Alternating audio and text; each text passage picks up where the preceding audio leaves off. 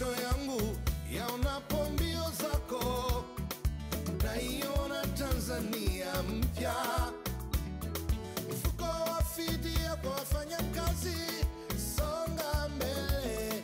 Hongera WCF, songa mbele. WCF, hongera. WCF, hongera. Kwa majina naitwa Beatrice Amondi Gunje, ni mwalimu wa shule ya sekondari ya Meuji. Kwa kifupi, ninachoweza kusema ni kwamba mume wangu alipata ajali ya gari mwaka 2016 na alifia pale pale. Kwa hicho ndio kwa kifupi kilichotokea.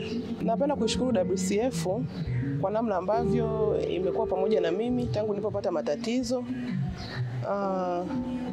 Baada ya kupata matatizo yale, WCF inaniwekea kila mwisho wa mwezi kiasi fulani kwa ajili ya kuweza kuniboost kwa ajili ya maisha na watoto. Kwa upande wangu mimi, kwa kweli WCF sikupata ugumu wowote.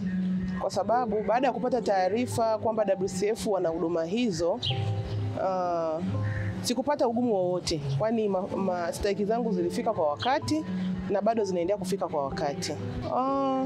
Kama sijasahau, ilichukua muda wa mwaka mmoja, kama sio miezi 9. Na tangu pale huduma zangu napata kama kawaida. Kitu ambacho naweza kushauri mfuko ni kwamba hii huduma nadhani wengi hawajaifahamu. Yaani aidha waajiri waendelee kuitangaza vizuri WCF na huduma inazotoa. Sio kila mtu anayepata changamoto anajua kwamba WCF ina huduma hizo. Lakini pia waajiri, WCF ijitahidi kuongea na waajiri, wafikishe taarifa kwa wakati kama kuna mtumishi ampata shida. Kwa sababu nina mtumishi mmoja ambaye ni rafiki yangu, alikuwa Loliondo, alichelewa. Yes. Nadhani alichelewa kufahamu swala hili. Kwa mpaka amekuja kutoa taarifa ikawa imeshapita muda wa kuripoti. Kwa hiyo ninachoshauri tu ni kwamba muendelee kuitangaza WCF ili watumishi na wafanyakazi waweze kujua stahiki zao wanapokuwa wamepata shida. Asante.